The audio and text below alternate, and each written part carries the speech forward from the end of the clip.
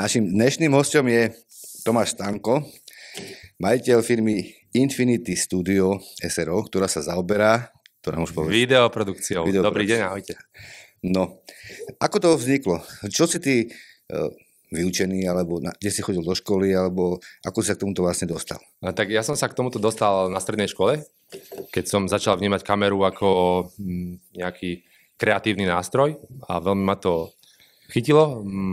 Vtedy som si z poistky, to boli také poistenia, že ti rodičia uzatvorili a potom ti vyplatili nejaké peniaze, tak som si kúpil prvú kameru a vlastne odtedy počas strednej školy, na vysokej škole a vlastne až dodnes sa tomu venujem. Koľko je to asi rokov nazad, aby sme mali predstavu? No 15 rokov podnikám a plus ešte 6-7 rokov. Takže už vyše 20 rokov. 21 rokov to je. No. Tak to počítam, že tú kameru, čo si kúpil prvú, tá už asi moc nefunguje. Tá bola aká kamera? Nie, tá funguje, to mám. To bola mini, digitál mini, nie mini, to nebola mini. To bola na 8 mm pásky, alebo 9 mm to bolo? Na klasické pásky, čo sa dávali dovnútra do spodu tej kamery, zaklopil si, nahral si, potom si prepojil káblom a jednak jednej si vlastne stiahoval do počítača a potom už nejaké tie prvé softvery, čo boli tedy, neboli prvé, už tedy nejaká tá digitálna doba bola v nejakom svojom rozvoji a už som upravoval nejak pomaly v tých, učil som sa, napredoval som. Dobre, ale to si vlastne robil popri škole, ako si povedal, potom si šiel na tú vysokú. Tá vysoká mala niečo spoločné s týmto videom, alebo bolo niečo úplne iné? Tá vysoká mala pre mňa obrovský význam v tom, keď sme v tomto videu a v tom, ako som sa tam rozvíjal. Možno nie až tak po tej funkcii, že niečo sa tam nové učím, aj keď mali sme tam teda dosť priestoru, ja som študoval multimedia technológie na Žilinskej univerzite, ale potom som preskočil na telekomunikácie a to už s tým v podstate nemalo vôbec nič spoločné s videom, na inžinierský stupeň. No a ja som tam mal dosť priestoru, tak nejak sa rozvíjať a založil som tam študentskú televíziu, ktorá funguje dodnes. Na vysokej škole? Áno, študentská televízia ITčko. Nedávno som sa rozprával s chalanmi mladými, tak som bol ako rád, že som im stretol a zistil som a viem, že funguje. Angažuje sa aj v spoločenských veciach na univerzite, takže to je taká moja hrdosť vždycky. Také moje dieťa.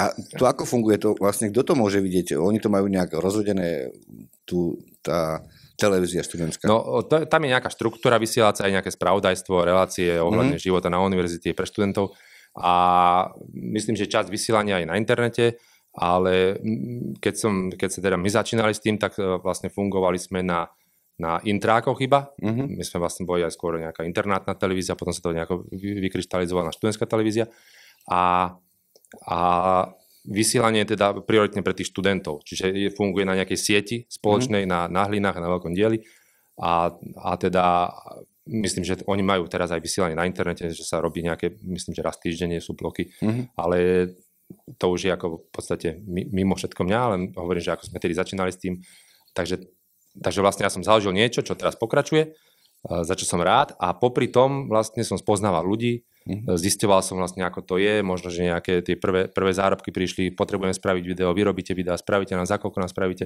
No a tak som sa počas tej vysokej školy tomu dostal nejako hlbšie do toho videa. No a po vysokej škole sa to plynulo, preklopilo do podnikania, teda do živnosti a potom prišli nejaké seročky. OK. Takže vravíš, že plynule to vlastne nejak tak prešlo, že si ani neuvažoval nad tým, že by si mal robiť niečo iné. Ja som nad tým vôbec neuvažoval, ja som si hľadal prácu. Po vysokej škole, no lebo to bolo tak, že rodičia, nechoď podnikať, nájdi si prácu, hej, že ako tomto som si išiel vlastne proti prúdu, tým, že všetci z môjho okolia, zamestnaj sa, neblázni, to sú odvody, tu budeš mať starosti. A ako ja hľadal som nejakú prácu, ako všetci moji spolužiaci teda. A čo konkrétne tú školu, čo si mal ty, tak aká práca to mala byť? No to bolo telekomunikácia, akože to bola celkom veľká perspektíva vtedy a lenže keď som bol na prvom pohovore, tak nemal som žiadne skúsenosti. Jasne. A pozrel som sa vedľa, chlapík tam písal skúsenosti s takým jazykom, v takej správe, tam mal 5 rokov, 4 roky, 3 roky, ja som dal všade 0, čiže ja som bol akoby z vysokej školy úplne bez skúseností. No a tak som sa nad tým vlastne zamyslel, že čo som robil doposiaľ, že veril som tomu, že to bude fungovať, aj napriek tomu, že moje okolie teda bolo proti tomu a aj tak nejak ma odhovárali, tak ja som do toho išiel a čo skoro tu bude 15 rokov, čo podnikám a stále som tu, stále nejak fungujem. A aké boli začiatky? začiatky podnikania? No, ja som si asi ani neuvedomil, že nejak som začal podnikať. Ono stále vlastne tá tvorba u mňa stále nejako napredovala. Tým, že som pôsobil aj tej študentskej televízii, potom som tam bol možno nejaký mentor počas pôsobenia nejaký rok alebo možno 2. A odozdával som tie moje znalosti, že čo musíš spraviť, ako to je, za kým sa obrátiť a tak ďalej. A popri tom vlastne už som, niekto ma kontaktoval, že počuť, že ty robíš video, že toto by si nám spravil, za toľko to. Takže už sa podstatne nejaké tie požiadavky potom stupňovali, prichádzali. No a obrovská výhoda asi bola to, že počas toho študentského života, keď si nejak aktívny v spoločnosti, tak získaš dosť veľa známych, priateľov a že jednoducho ľudia si všimnú, že čo robíš, robíš to rád. A potom z tých študentov sa stávali nejakí manažéri, zamestnania a oni sa na teba zase obrácali, lebo ty vedeli, že ty čo robíš to video, tak nejak prirodzene sa to ku mne krásne vracalo a niektoré boli väčšie zákazky, niektoré menšie, ale jednoducho som mal vždy z toho redaktora, že počuj, tento mi povedal, že ty robíš tie videá. A jasné. Aké typy videí si vtedy, pred tými 15 rokmi asi tak najviac zaleteli? A on sa to asi nejako vyvíjalo v čase, lebo však to teraz je také boom videové určite. Áno, to asi nebolo. Ono sa to vyvíjalo, teda presne v čase, ako si ty povedal. A ako ja som získal taký projekt po vysokej škole, že som bol vlastne producentom, dodával som na nejakých 20 mesiacov televíznu vlastne nejakú štruktúru, alebo robil som televízne programy, robil som hodinu týždenne a to bol nejaký vlastne z fondov nejaký výskum vtedy mobilnej televízie. No a presne vďaka tomu, že som pôsobil ako v tom študentskej telke, vedeli o mne, že som aktívny a že dokážem teda aj viesť tých ľudí, ale teda to nebola len moja práca, to bola aj práca všetkých tých členov. Jasne. Aj spolu sme na tom pracovali. Tak vlastne aj z univerzity sa na mňa obracali, že či by som toto dokázal zabezpečiť, že pozrite sa, že vieme, že ste robili toto a teraz máme takúto požiadavku. Čiže to bola asi taká moja prvá väčšia zakázka, že som získal tento projekt na tých, myslím, že to bolo 20 mesiacov a na základe toho som vedel, že toto mi poskytne nejaké také živobytie slušné a popri tej televíznej tvorbe, čo som robil tú štruktúru, tak som sa rozvíjal, išiel som ďalej, robil som také video, nejaké eventy, ako akcie, oslavy, neskôr som sa nejako k svadbám dostal, takže nabalovalo sa tie typy videa, ale u mňa to začalo tou televíznou produkciou, čiže reláciami. Relácie. A potom si spomínal, že aj klasika pred 15 rokmi bolo asi nejaké svadby alebo oslavy. Tam to ako prebiehalo? Ako tie oslavy nikdy nejako u mňa neboli také prioritné. Svojho času som robil do svadieb, svadobného videa. To bolo málo ľudí, ktorí tedy s kamerou robili, lebo tedy bola úplne iná doba. Teda ani neexistovalo, že na telefón si niečo natáčal. Ani to fotil. Čiže to svadobné video sa nejak začalo u mňa rozvíjať a to robím dodnes, len o mnoho menšom teda počte. A teda popri tom tá televízna tvorba, prišli nejaké akoby eventy, nejaké konferencie, to som natáčal, z toho boli nejaké výstupy. Dostali sme to do zahraničia, do Prahy. A tá televízna tvorba to ako konkrétne aj v nejakej televízii, alebo? To bolo práve ten projekt, že ja som mal na starosti v tej mobilnej televízii, čo sa tu robili tie výskumy, vlastne meranie signálu a tak ďalej, že mal som na starosti mať hodinu vysielacieho, bola nejaká určená štruktúra, tam boli spravodajstvo, šport, nejaké diskusné relácie o univerzite a ja som to vlastne tú hodinu naplňal, že som chodil, vybavovali sme, robili sme prezentáciu katedrám, robil som šport, to bola taká moja srdcová záležitosť, lebo športu sa ako venujem od malička a naplňal som tú vysielacú štruktúru už hodinu týždenne. Čiže prišiel som, robil som správy, natočil som rozhovor, som točil, zostrihal som, dal som tam nejaký komentár, že mal som akoby aj nejakých ďalších 2 ľudí, takých spolupracovníkov, moderátorku a ešte s jedným, čo sme chodili točiť také nejaké náročnejšie veci, boli tam nejaké diskusie, nejaké cestovanie, čiže naplňal som tú tvorbu videa. Čiže ale v podstate ty si schopný si to urobiť všetko sám. Robiť moderátora, natočiť, zostrihať. K tomu moderovaniu skôr som mal také obavy, že ja som sa cítil, a teraz stále som človek za tou kamerou, a dneska je to také zvláštne pre mňa, že som sa iba prišiel a nahrávame. No a čo?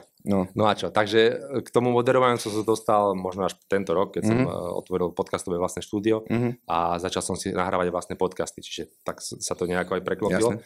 No a čo sme sa to pýtali? Čo si to pýtal? No už neviem, ani ja. To som vravel, že ty môžeš robiť v podstate všetko, že aj moderátor, aj režisér, aj striháš, aj Áno, komplet. ale gro toho teda môjho podnikania vždycky bolo a teda verím, že aj bude natáčanie, Áno, strihanie. a keď to je taká druhá otázka hneď k tomu, že čo ťa najviac baví na tej tvorbe? Nejaká stratégia, alebo výsledky, alebo to strihanie tých videí, alebo práca s tou kamerou, čo ťa na tom najviac baví? No, mňa najviac baví to, že na začiatku nie je nič a na konci tej mojej práce je video hotové. A všetko to, čo je medzi tým, tak to je v mojich rukách. A práve ten celý proces, kedy ty to môžeš nejak dať do toho svoju dušu, do tých videí a zhmotniť to tým, že tam natáčaš, robíš nejaké zábery, robíš detaily, nejako to vnímaš, používaš rôzne akoby nástroje na to tvorbu videu a potom samotnej strižne, ako strih toho videa, spracovanie, to všetko formuje ten človek, čo to tie videá produkuje. Čiže mne sa páči na tom stále to, že ten proces je vždycky nejakým spôsobom iný a vždycky ho máš v rukách ty. A zaznamenal som, že ty si k tomu svojmu menu dávaš aj takú vsúku, že Tomáš Videoslav Stanko.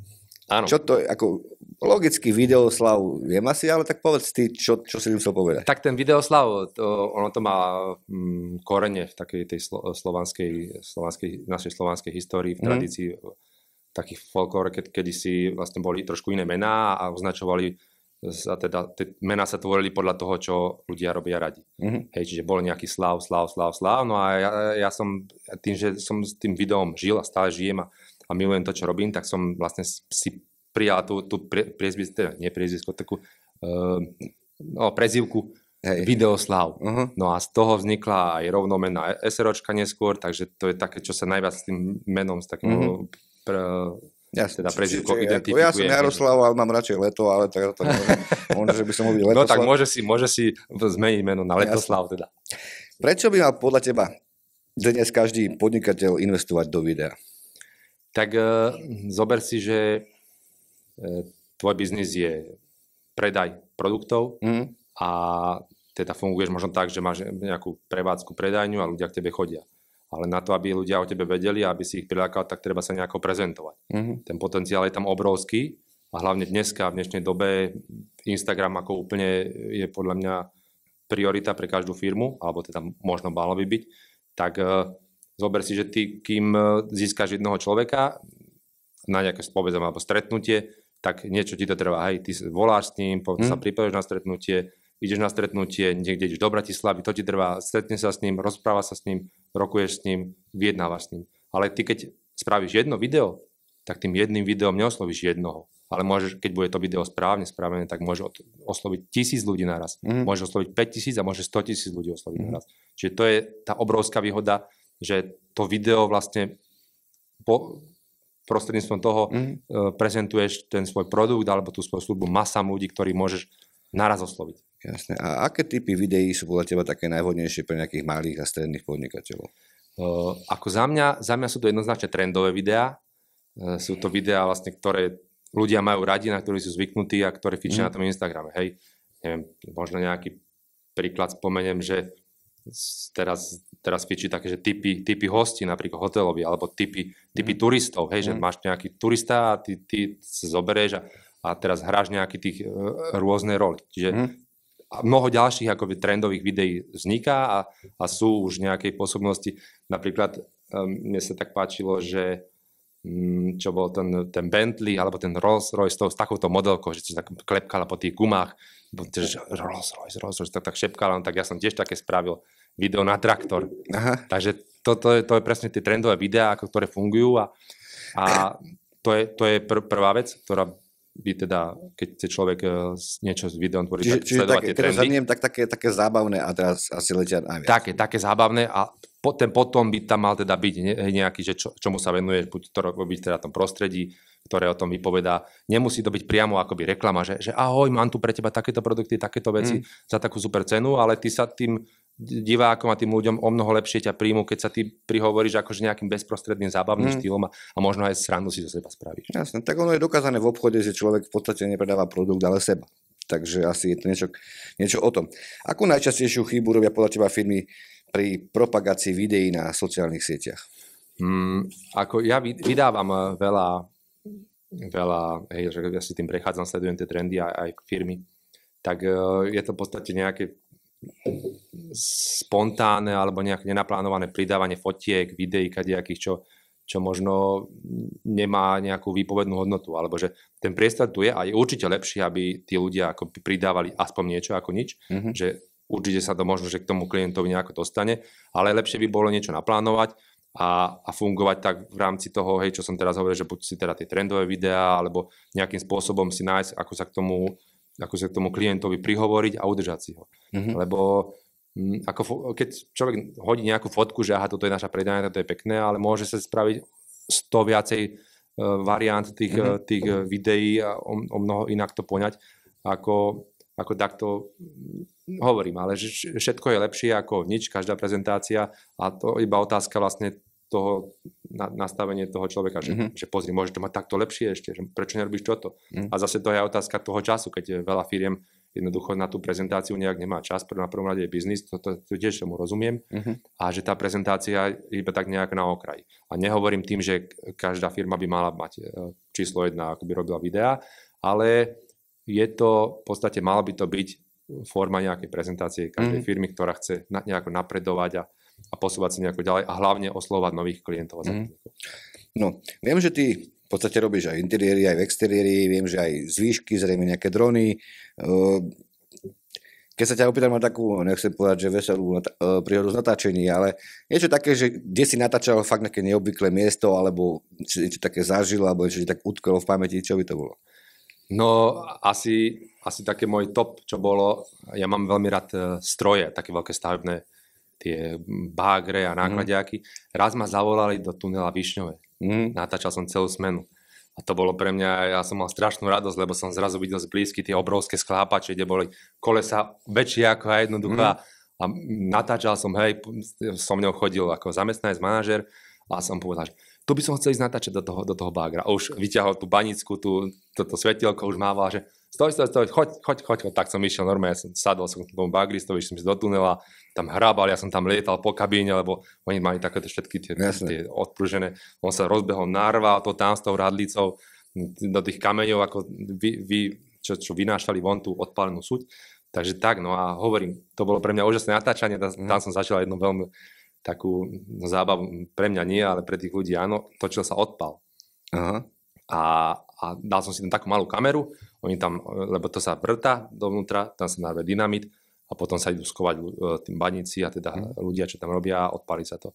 No a oni sa skovali za taký výklenok a hovoria mi, že no choď, že tam budeš mať dobrý záber, že akože natoč, že ako to vybuchne. No a ja som sa tam postavil, že to akože, že odpal 3, 2, 1 odpal, no a to bola taká šupa, že som sa posadil na riť, rozhádzaný, samozrejme nič som nenatočil, oni sa tam smiali ako blázni, mali som rada, vedeli, ako to dopadne. Že ak sme ho vyučili, no tak sa ma pýtali, že či máš, no a iba som také klepanice natočil, som sa skoro tam. Takže podľa toho, čo hovoríš, je možné, že keby si nerobil videa, aby si bol bagrista? Je to možné. Toto si trafila si na tú. Ja poznám až veľa kamarátov, čo vravili, že aj takí, čo mali stavebné, mám známeho, čo mal stavebnú firmu, mal tam bagre a niekedy celú smenu bagroval on. Ako malé dieťa, jednoducho ho to bavilo, hej. Takže viem si to predstaviť. OK. Skúsenosť mám, ale pozor. Čo by si poradil niekomu, kto by sa teraz rozhodol teraz, v tejto chvíli, nejaké momente, že by chcel začať točiť videa? Čo by mal spraviť ako prvé? Ako v dnešnej dobe, v tejto chvíli to máme jednoduché, máme telefóny,